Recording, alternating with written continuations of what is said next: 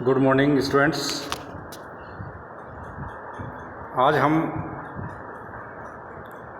Refrigeration की अगली cycle, जिसे बेल कोलेमन साइकिल भी कहते हैं, उसके बारे में अध्ययन करेंगे। बेल और कोलेमन दो व्यक्ति थे जिन्होंने मिलके यह प्रयास किया कि क्या हम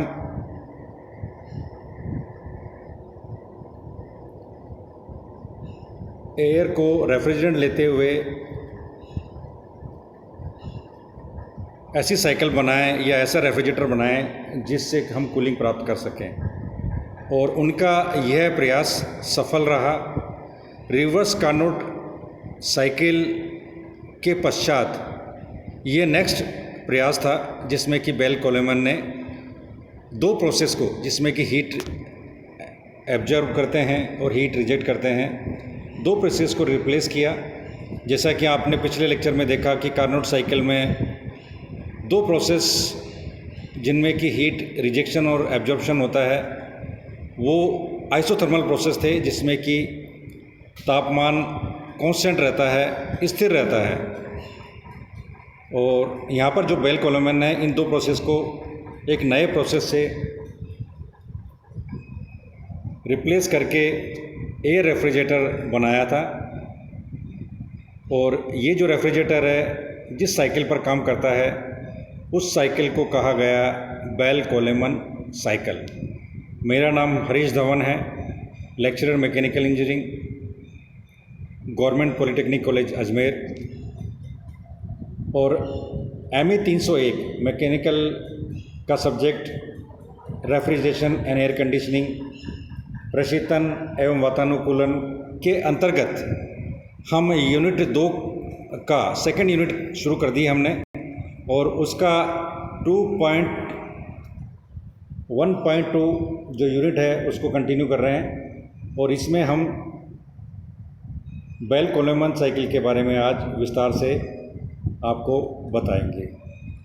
तो बेल कोलेमन एयर रेफ्रिजरेशन साइकिल, और इसी पे जो रेफ्रिजरेटर बनाया गया है उसको बोलते हैं बेल कोलेमन रेफ्रिजरेटर। ये जो साइकिल है, ये साइकिल ब्रेटन साइकिल जो आपने थर्मल में पढ़ी थी, ब्रेटन साइकिल और जूल साइकिल दोनों एक ही साइकिल हैं। उनको रिवर्स करके जनरली जो हमारी थर्मल की साइकिल हैं वो क्लॉकवाइज ऑपरेट होती हैं जब आप डायग्राम बनाते हैं, और रेफ्रिजरेशन वाली जो साइकिल्स हैं वो एंटी क्लॉकवाइज चलती हैं। तो बेल कोलेमन साइकिल को हम रिवर्स्ड का ब्रेटन साइकिल या प्रतिवर्तित ब्रेटन चक्र या प्रतिवर्तित जूल चक्र, रिवर्स जूल साइकिल भी कहते हैं। बेल कोलेमन रेफ्रिजरेटर पहले हिमांकित द्रव्यमान को ले जाने वाले जहाज़ों में प्रयुक्त किए जाने वाले प्रशीतकों में से एक था। वस्तुतः यह चक्र बेल कोलेमन द्वारा वायु प्रचालित जूल चक्र को प्रतिवर्तित करके विकसित किया गया था।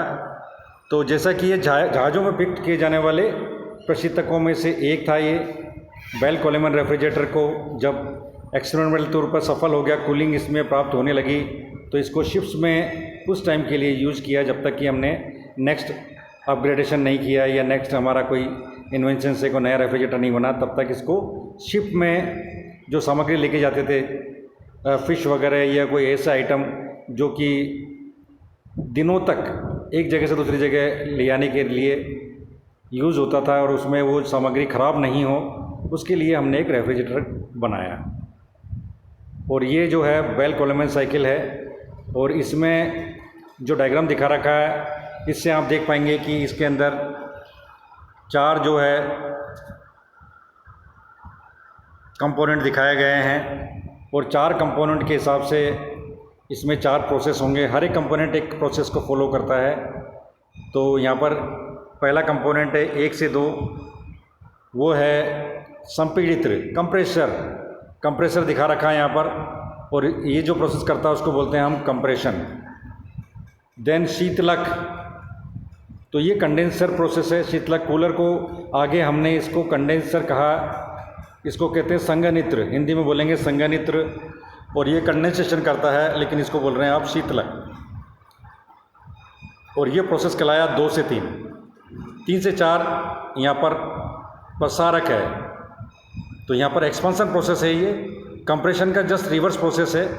इसमें वायु का एक्सपांसन किया जाता है। एक्सपांसन के मेथड्स हैं, कंप्रेसर में हम कंप्रेस करते हैं, यहाँ पर एक्सपांसन करेंगे। जब एक्सपांसन किसी पदार्थ का करते हैं तो उसका दाब कम हो जाता है, और जितना दाब कम होगा गैस इक्वेशन के हिसाब से उतना ही तापमान भी कम हो जाता है, उतना भी तापमान भी कम हो जाता है इसमें। तो जब तापमान कम हो जाएगा तो हम ये मानते हैं जो हमारी एयर है वो ठंडी हो जाएगी। वो ठंडी एयर जब प्रशीतक के संपर्क में आती है, यहाँ पर ये है रेफ्रिजरेटर जिसको बोलते हैं प्रशीतित्र। तो यहाँ पर प्रशीतक की जगह आपको बोलना है प्रशीतित्र। रेफ्रिजरेटर को हिंदी में बोलते हैं प्रशीतित्र। तो ये प्रशीतित्र रेफ्रिजरेटर, जैसे कि आपका रेफ्रिजरेटर घरों में होता है वैसा का वैसा रेफ्रिजरेटर है। तो ठंडी हवा यहाँ से होती हुई जाएगी, तो ये जो भी सामग्री रखी है उसकी हीट को एब्जॉर्ब करते हुए आगे चली जाएगी, और ये साइकिल कंटिन्यूस चलता रहता है, जिसको मैं आगे बताने जा रहा हूँ। तो बेल कोलोमेन चक्र, जिसे प्रतिवर्तित ब्रेटॉन या जूल चक्र से भी जाना जाता है, तो इसको अगर रिवर्स जूल साइकिल का है, आपसे रिवर्स ब्रेटन साइकिल है, तो भी आपको इस टाइप का लाइन डायग्राम बनाना पड़ेगा, और टीएस और पीवी डायग्राम नीचे मैं बताने जा रहा हूँ आपको वैसा बनाना पड़ेगा। इस चक्र में पीवी और टीएस डायग्राम नीचे दिखाए गए हैं, और इसमें मान लेते हैं बिंदु 1। तो यहाँ पर बिंदु 1 की शुरुआत हो रही है कंप्रेशन से पहले। तो ये सबसे पहले डायग्राम देखते हैं हम, पीवी डायग्राम। अब इस पीवी डायग्राम में देखेंगे आप 1 से 2 आइसेंट्रोपिक प्रोसेस है, जिसमें एंट्रोपी कांस्टेंट रहती है। तो आइसेंट्रोपिक प्रोसेस के द्वारा 1 से 2 में हो रहा कंप्रेशन। जैसा कि ऊपर वाले डायग्राम में मैंने 4 कंपोनेंट बताए हैं, तो 4 कंपोनेंट के 4 साइकिल हो गए, चक्र हो गए, 4 प्रोसेस हो गए। तो 4 प्रोसेस को हमने कैसे दिखाया, 1 2 2 3 3 4 और 4 1। तो यहाँ पर 1 से 2 हमने माना है कंप्रेशन, जो कि आइसेंट्रोपिक प्रोसेस के द्वारा एयर का कंप्रेशन हो रहा है, और इसमें एंट्रोपी कांस्टेंट रहती है। अब जब पीवी डायग्राम बनाएंगे तो यहाँ पर आप देखेंगे यहाँ कर्व लाइन दी हुई है, क्योंकि पीवी डायग्राम में वही स्ट्रेट लाइन आएंगी, वो प्रोसेस स्ट्रेट लाइन में आएंगे जो कि कांस्टेंट है। अब यहाँ पर कांस्टेंट टेम्परेचर में, जैसे कि आपने कार्नोट साइकिल में देखा था, पीवी डायग्राम में पूरा का पूरा कर्व आया, चारों प्रोसेस। लेकिन टीएस डायग्राम में 2 प्रोसेस आइसोथर्मल थे, तो टेम्परेचर वाले वहाँ पर स्ट्रेट लाइन शो किया था हमने। तो यहाँ पर देखिए आप 2 से 3 प्रोसेस देखिए, ये कंडेंसेशन प्रोसेस है जिसको शीतलक कहते हैं, कूलिंग प्रोसेस। तो यहाँ पर जो हीट गेन कर ली है एयर ने, उसको हम क्या हीट रिजेक्शन यहाँ पर करते हैं कांस्टेंट प्रेशर के ऊपर। तो देखिए यहाँ पर 2 से 3 P2 बराबर P3 दिखा रखा है यहाँ पर। तो ये P2 बराबर P3 जो है, इसका मतलब ये है कि ये प्रोसेस कांस्टेंट प्रेशर प्रोसेस है, आइसोबैरिक प्रोसेस कहते हैं इसको। तो यहाँ पर कांस्टेंट प्रेशर पर हम कूलिंग कर रहे हैं एयर की। तो ये दूसरा प्रोसेस हो गया, जो कि शीतलक ऊपर दिखा रखा है, उसी का प्रोसेस है। अब चूंकि कांस्टेंट प्रेशर प्रोसेस है, तो यहाँ पर स्ट्रेट लाइन दिखाई, यहाँ पर देखिए P2 से P3, और 3 से 4 आइसेंट्रोपिक एक्सपांसन है, और इसमें हम जो कंप्रेशन किया उसका जस्ट रिवर्स प्रोसेस है। और यहाँ पर हम एयर को एक्सपांड कर रहे हैं, और जब एक्सपांड करेंगे तो उसका दाब जितना कंप्रेशन में बढ़ा था उसी प्रोपोर्शन में बिंदु 4 पे आके मिनिमम दाब पर यहाँ पर हवा आ जाएगी। और गैस इक्वेशन होती है PV बराबर mRT। दाब समानुपाती होता है तापमान के, दाब कम हो गया तो तापमान भी आपका कम हो जाएगा। और यहाँ पर जो लो टेम्परेचर वाली एयर है वो रेफ्रिजरेटर में चली जाती है, और रेफ्रिजरेटर की हीट को एब्जॉर्ब करके अगेन ये हीट बढ़ जाती है इसकी, और फिर इसका कंप्रेशन करते हैं। तो ये 4 के 4 साइकिल इस तरह चलते रहते हैं। और ये पीवी डायग्राम है। और टीएस डायग्राम देखिए आप, 1 2 प्रोसेस और 3 4 प्रोसेस आइसेंट्रोपिक प्रोसेस है। तो यहाँ पर एंट्रोपी कांस्टेंट है, तो हमने 1 और 2 को यहाँ पर टीएस डायग्राम में स्ट्रेट लाइन दिखाया है। अब 2 से 3 चूँकि टीएस डायग्राम ड्रॉ कर रहे हैं और कांस्टेंट प्रेशर प्रोसेस है, तो यहाँ पर कर्व आएगा, यहाँ पर कर्व आएगा, यहाँ पर कर्व आएगा। और 3 से 4 कांस्टेंट प्रेशर प्रोसेस है, यहाँ पर कांस्टेंट एंट्रोपी प्रोसेस है 3 से 4 एक्सपांसन वाला। तो यहाँ पर स्ट्रेट लाइन आएगी, इस तरह ये कर्व लाइन आ जाएगी बिल्कुल। ठीक है। तो आपको बेल कोलमैन साइकिल में TS डायग्राम, PV डायग्राम ये ड्रॉ करने की एक प्रैक्टिस करनी पड़ेगी। इसका लाइन डायग्राम बनाना पड़ेगा और इसके 4 कंपोनेंट को आपको याद करने हैं। रिवर्स कार्नोट साइकिल मैंने बताई थी, उसमें PV डायग्राम और TS डायग्राम दोनों अति महत्वपूर्ण हैं। दोनों को आपको समझाना आना चाहिए और generally TS diagram, PV diagram का इंपॉर्टेंस ज़्यादा है RSC के अंदर। ये ड्रॉ करेंगे और इसको आप समझाना आपको आना चाहिए। ये आप इतना प्रयास करें। तो PV डायग्राम, TS डायग्राम हमने ड्रॉ कर लिए। अब हम चारों प्रक्रम को एक बार वापस जो कि डायग्राम दिखा रखा है वैसे ही बताएंगे आपको। तो इस डायग्राम में क्या होता है, सबसे पहला बताया था हमने 1 से 2 प्रोसेस, रुद्धोष्म संपीड़न प्रक्रम। तो ये कंप्रेशन प्रोसेस है और इसमें क्या करते हैं हम, जो हवा है वो प्रशीतित कक्ष से शीतल वायु संपीड़ित में प्रवेश करती है और यहाँ पर एंट्रोपी, कॉन्स्टेंट एंट्रोपी पर हवा संपीड़ित होती है और इस दौरान क्या होता है, तापमान व दाब दोनों में वृद्धि होती है और विशिष्ट आयतन घटकर V1 से V2 हो जाता है। हमें ज्ञात है कि रुद्धोष्म प्रक्रम में ऊष्मा अंतरण 0 होता है, तो यहाँ पर कोई हीट गेन नहीं होती है। अगला जो प्रोसेस है 2-3, जो कि शीतलन प्रोसेस है, कंडेंसेशन टाइप प्रोसेस है, जिसको ये होता है स्थिर दाब पर। तो इस प्रक्रम में क्या होता है, संपीड़ित गर्म वायु संपीड़ित से शीतलक या कूलर में प्रवेश करती है। शीतलक एक ऊष्मा विनिमय मित्र का कार्य करता है, यानी हीट एक्सचेंजर है।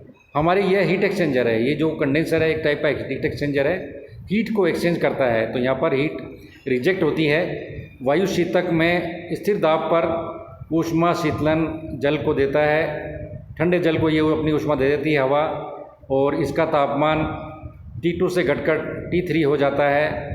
वायु का विशिष्ट आयतन भी घटकर V2 से V3 हो जाता है और इस प्रकार इसकी जो निष्कासित कितनी ऊष्मा निष्कासित की, वो जनरली फार्मूला होता है टोटल Q कितनी बार है, हीट कितनी निष्कासित हुई, तो Cp T2 - T3।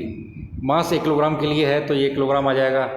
और 3 से 4 जो प्रोसेस है वो रुद्धोष्म प्रसारण प्रोसेस है और ये उसी तरह से इसमें दाब कम होता जाता है और विशिष्ट आयतन V3 से बढ़कर V4 हो जाता है इसमें, और इसमें ऊष्मा अंतरण 0 होगी, यानी यहाँ पर रिवर्स प्रोसेस है। और इसमें हमने क्या किया, दाब को घटाया है, तो तापमान भी घटकर T3 से T4 हो जाएगा इसमें। और अगला जो लास्ट प्रोसेस है वो अवशोषण प्रोसेस है और इस प्रक्रम में वायु प्रसारक से रेफ्रिजरेटर में प्रवेश करती है, जहाँ ये एक स्थिर दाब पर प्रशीतित स्थान से ऊष्मा अवशोषित कर उसे ठंडा कर देती है और वायु गर्म होके और अगेन कंप्रेसर में चली जाती है। तो इसमें वायु का तापमान T4 से घटकर बढ़कर T1 हो जाता है और इस तरह से ये जो 4 साइकिल है। और यहाँ पर जो अवशोषित ऊष्मा जो गर्म होने के कारण यहाँ पर जो इसका आयतन बढ़ जाता है और इसका आयतन इस तरह से निकाल लेते हैं। तो इस तरह से हम बेल कोलमैन चक्र को स्टडी करते हैं। इसके 4 प्रोसेस को समझाया आपको, कैसे इसमें वर्क करते हैं। 2 प्रोसेस कांस्टेंट प्रेशर पर कैसे काम करते हैं, 2 प्रोसेस कांस्टेंट एंट्रोपी पे कैसे काम करते हैं। चारों प्रोसेस को आपको अच्छी तरह समझ लेना चाहिए। और इसी से हम एक डेरिवेशन है जो कि आपके डेरिवेशन जनरली इसमें इन्वॉल्व है नहीं है, इतना इम्पोर्टेंट है ही नहीं है। यहाँ पर हम बेल कोलमैन चक्र की थ्योरी ही आपके कोर्स में है, तो बेल कोलमैन चक्र का डेरिवेशन COP का है नहीं है, इसलिए मैं इसको ब्रीफ में बता रहा हूँ आपको। इसकी COP निकालनी है तो COP कैसे निकालेंगे हम, निकाय द्वारा अवशोषित ऊष्मा का प्रशीतन प्रभाव, निकाय पर किए गया कार्य, तो यहाँ कंप्रेशन वर्क आ जाएगा। और यहाँ पर कितनी कूलिंग हुई है ये आपको रेफ्रिजरेटर से पता पड़ेगी। तो यहाँ पर अवशोषित ऊष्मा कितनी हुई है वो रेफ्रिजरेटर में होती है, तो प्रति किलोग्राम अवशोषित ऊष्मा कितनी होगी, Cp T1 - T4। और इसी तरह जो वर्डन निकालोगे वो निकालोगे निष्कासित ऊष्मा कितनी हुई है माइनस अवशोषित ऊष्मा, दोनों का डिफरेंस जो है वो आप इसमें नीचे वर्डन में निकाल देंगे। और इस तरह से ये जो डेरिवेशन आता है फाइनली वो ये आ जाता है हमारे पास, COP बराबर 1/T3/T4 - 1। ये जो डेरिवेशन है या T4/T3 - T4, ये एक डेरिवेशन हमारे पास आता है। और इसको अगर कहें प्रेशर के रेशियो में, P2/P1 को हमने RP मान लिया यहाँ पर, संपीड़न रेशियो, संपीड़न अनुपात, कंप्रेशन रेशियो बोलते हैं RP को। और ये होता है P2/P1 या P3/P4, दोनों का रेशियो समान है, इसलिए दोनों में से कोई एक करके हमने RP और गामा -1/1 1/RP गामा -1/गामा -1। इस तरह से या तो ये फार्मूला याद कर लें आप, सिंपल लिख दें आप। जब इसको आप थ्योरी बताएंगे तो आप COP क्या आती है इसकी 1/RP। RP क्या कंप्रेशन रेशियो है और गामा -1/गामा -1, ये आपको इस तरह से याद कर लेती है। खुला प्रक्रम में क्या होती है, हवा सीधे प्रशीतक कक्ष आकार वस्तुओं को ठंडा करती है। बंद चक्र में हवा कुंडलियों की सहायता से कक्ष में पहुंचती है। तो खुले चक्र में क्या होगी, हवा सीधे जैसे एक रूम का एज्यूम करेंगे तो मैंने जैसे कि आपको ओपन और क्लोज साइकिल दोनों में बताया था कि अगर ओपन सिस्टम अगर हम एज्यूम कर रहे हैं तो ठंडी हवा कहाँ जाएगी, सीधा रूम में जाएगी। और अगर क्लोज है तो क्या होगा, वो नलियों के थ्रू वो कक्ष में पहुंचती है और नली के थ्रू जो उसकी जो नली का आउटर एरिया वहीं से वो हीट को एब्जॉर्ब करती है और वो चली जाती है अगली बार। तो खुले निकाय में क्या होता है, अब ये इसी में ही खुले निकाय में जब हवा प्रशीतक से गुजरती है, जब ये शीतलन करती है तो कुछ नमी अवशोषित करती है। खुले में क्या होगा, जब हवा संपर्क में आएगी तो क्या होगा, वस्तुओं की नमी में ये एब्जॉर्ब कर लेती है और ये आगे जाके चोक कर देती है। तो खुले निकाय जनरली हम कॉम्पैक्ट जो हमारी मशीन है रेफ्रिजरेटिव मशीन उसमें यूज़ नहीं करते हैं। और खुले निकाय के ये कुछ सीमाएँ दिखा रखी है, एक सीमा में काम नहीं करती हैं, है ना। बंद निकाय में समान कार्य द्रव द्वारा प्रयुक्त किए करते हैं। संपीड़ित का सक्शन दाब ज़्यादा होता है। इसमें ज़्यादा घनत्व की हवा के कारण विस्तारक और संपीड़क का आकार भी खुले चक्र की तुलना में कम करती है। तो इस तरह से ये हमारा जो साइकिल है बेल कोलोमेन चक्र यहाँ फिनिश हो जाता है। अगला लेक्चर मैं एक्चुअल बेल कोलोमेन साइकिल पर दूंगा, जो कि अगला लेक्चर होगा हमारा एक्चुअल बेल कोलोमेन साइकिल। तो ये आपको देख लेना है इसमें। तो इस तरह से हमारा ये टॉपिक आज का फिनिश होता है। और आज हमने बेल कोलोमेन चक्र का पीवी डायग्राम, टीएस डायग्राम और उसका सीओपी का एक डेरिवेशन सिंपल देखा था और उसका एक लाइन डायग्राम जिसमें 4 कंपोनेंट दिखाए गए वो देखे थे। तो इस तरह से हमारा ये टॉपिक फिनिश होता है। Thank you.